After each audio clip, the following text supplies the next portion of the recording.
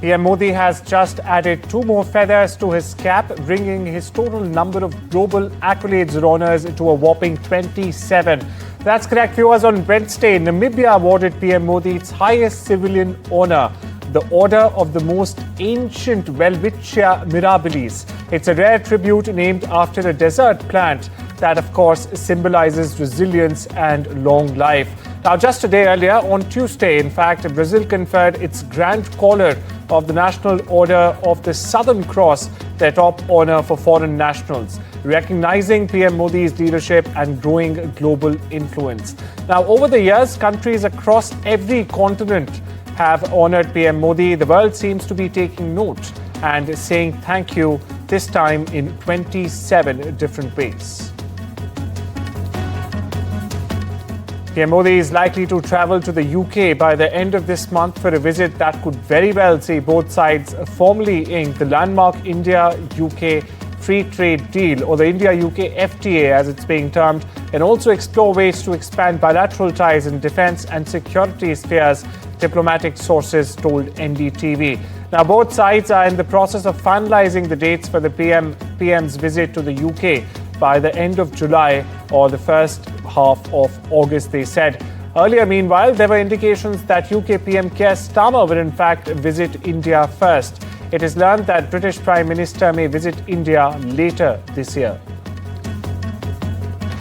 Shifting focus to Washington, where US President Donald Trump has launched a multi-front trade assault on Brazil, threatening it with massive new tariffs and also demanding the end of criminal charges against his former ally, President Jair Bolsonaro. Now, Trump's tariff letter to Brazil is far more aggressive, with a much higher levy as well than any other trade missive he's sent earlier this week. And it has in fact prompted a response from Brazilian President Lula da Silva Ignacio to push back on what he is calling interference in the nation's affairs. Meanwhile, Uria Fancelli from Sao Paulo gets you more. Trump's 50% tariffs on Brazilian products might have, in a very limited sense, a political angle. He's clearly trying to protect Jair Bolsonaro, Brazil's former president, from what he's calling a political witch hunt by the country's judiciary. Let's not forget, Bolsonaro tried to stage a coup in January 2023, very similar to Trump's Capitol riot. His supporters invaded the buildings of all 3 branches of government in Brasilia, and as a result, Bolsonaro is now banned from running for office and could even face prison. So this pressure from Trump isn't just about economics, it's a message to his own base. He's presenting Bolsonaro as a victim of the same forces he claims are after him. It fits his narrative. Strong leaders silenced by institutions fighting for freedom. But honestly, I don't think that's the real reason behind such drastic economic measure. What really matters is timing. As I've been saying all week, this announcement comes right after the BRICS summit hosted by Lula. And Trump had already threatened to slap tariffs on countries that took what he called an anti-American stance. So this move is clearly part of a broader strategy to punish governments he sees as challenging the US global dominance. And it has nothing to do with trading balances. In fact, Trump's letter claims that the US is being treated unfairly by Brazil, but that's simply not true. The United States actually runs a trade surplus with Brazil. So this isn't about correcting economic injustice. It's about sending a political message. And there's more. Trump has always used economic pressure as leverage. He did it with Mexico, he did it with Canada, and he's even talked about taking control of the Panama Canal to push out foreign influence. His goal is to reset US influence in Latin America, not through dialogue, but through pressure. And tariffs are his favorite tool. This isn't about defending shared values or protecting American voters. It's about control, about reshaping the map of influence in the region and selling that as patriotism to his base. He wraps it in slogans, but in the end, it's old school power politics dressed up in America First language. And well, there's more on Trump tariffs. The US president has also sent out letters to the leaders of 7 other countries, notifying them that tariffs will be charged on goods imported from these countries starting the 1st of August. Now, Trump first posted letters to 7 countries, namely the Philippines, Brunei, Moldova, Algeria, Iraq, Libya, and Sri Lanka, on his Truth Social account, his own social media platform, mind you. Now, according to the letters, 30% tariffs will be imposed on Libya, Iraq, Algeria, and Sri Lanka, while 25% on Brunei and Moldova, and 20% on the Philippines.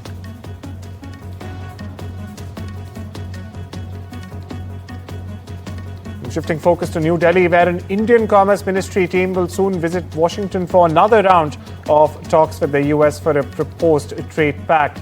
Now, as per government sources to NDTV Profit, the negotiations will happen on both interim and the first phase of the bilateral trade agreement during this visit. Now, the visit dates have not been yet finalized. However, sources are confirming that the team is expected to visit Washington as early as even next week. Now, earlier this month, the Indian team led by Chief Negotiator Rajesh Agrawal returned from Washington after concluding talks on the pact. The devastating floods sweeping through central Texas have claimed at least 119 lives, with over 160 people still unaccounted for. The catastrophe has triggered fresh scrutiny of the country's emergency response model, especially as US President Donald Trump, who recently proposed phasing out the Federal Emergency Management Agency, or FEMA, altogether, which is now touting a swift federal response to the crisis. Here's more. The challenges that we face is tremendous amount. We're talking mounds of debris that is in the river. We have over 300.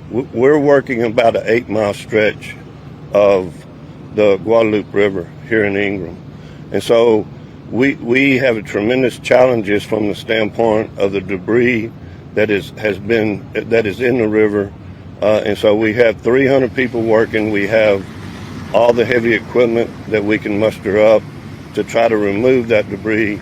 We are finding vehicles and RVs deep inside the debris that you can't even see from the outside. And so the challenges are there, they're real. Several hundred people gathered for a worship ceremony at a high school stadium in Texas on Wednesday evening to remember at least 120 people who died in the catastrophic flash floods over the July 4th holiday, as well as for the many who are still missing. Many attendees wore blue shirts with the school's slogan, "TV Fight, Never Die," or green ribbons for Camp Mystic, the century-old all-girls Christian summer camp in Kent County, where at least 27 campers and counselors, in fact, lost their lives. Meanwhile, officials have said 5 campers and 1 counselor have still not been found. And the US is having its first year for measles spread in more than 3 decades. That's correct, with a total of 1,288 cases nationally and another 6 months to go in 2025. Now, the US Centers for Disease Control and Prevention has said that the national case count has surpassed 2019, when there were 1,274 cases for the year, and the country almost lost its status of having eliminated the vaccine-preventable illness.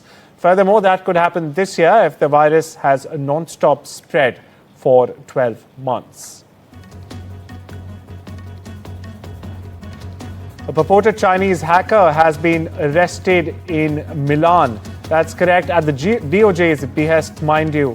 Now, Shu Zhevei was arrested at Milan's Malpensa airport on the 3rd of July after an international warrant was issued by the US. The 33-year-old purported hacker has been suspected of being linked to a Chinese government-backed hacking group, also known as the Hafnium, that was also accused of, in fact, penetrating Microsoft Exchange email software back in 2021 in a massive espionage campaign, purportedly, in fact, employed by the Shanghai PowerRock Network Corporation Limited. He worked as a part of a network of Chinese companies contracted to conduct government-sponsored hacking. A 9-count US indictment accusing Shu of participating in a hack targeting US research into COVID vaccines was forthcoming. Meanwhile, Italy seems to be caught in the middle of a rock and a hard place as Washington and Beijing are involved in the case. While it is close to Trump, it is also maintaining cordial relationships with China despite backing out of its Belt and Road initiatives just a while ago. In fact, Meloni's deputy was also scheduled to visit Beijing only later this week. A student pilot from Kerala has been identified as one of the two victims killed in a tragic mid-air collision involving two training aircraft near the Steinbach South Airport in Canada. The Consulate General of India in Toronto identified the victim as Srihari Sukesh. In a social media post on Wednesday, the consulate said it is in contact with Srihari's family, the flying school where he was a student, and also the police to provide any needed assistance possible.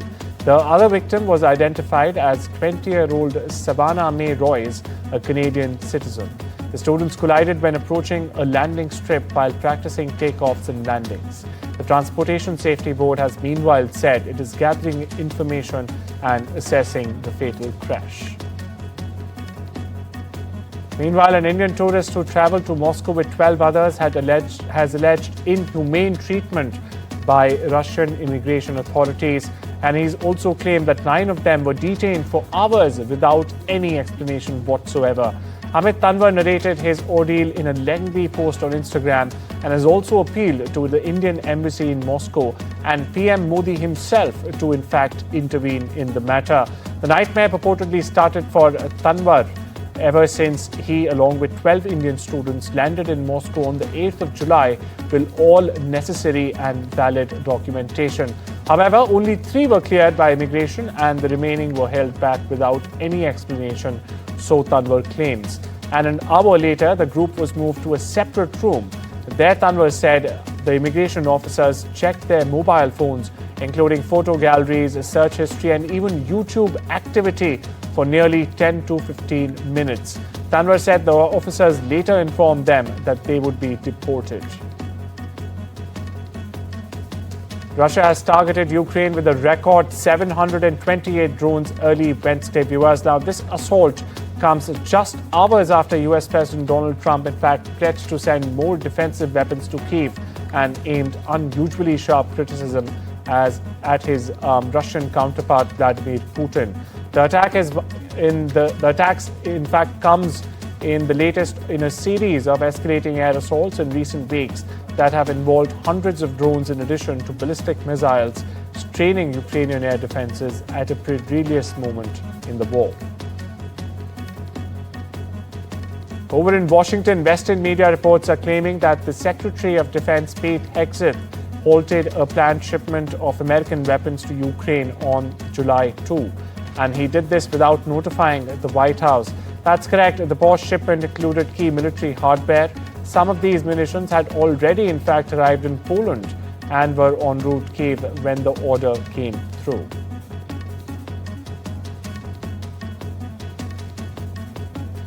Over in the Middle East, Saudi Arabia has just overhauled its visa system, and it's no longer about your job title. Indian expats must now prove their skills, education, and even salary levels to stay or move to the kingdom. That too with a strict deadline on the 3rd of August. My colleague Parmeshwar Bawa takes you through what you need to know. Saudi Arabia is rewriting the rules, and it's no longer just about your job title. It's about what you really bring to the table.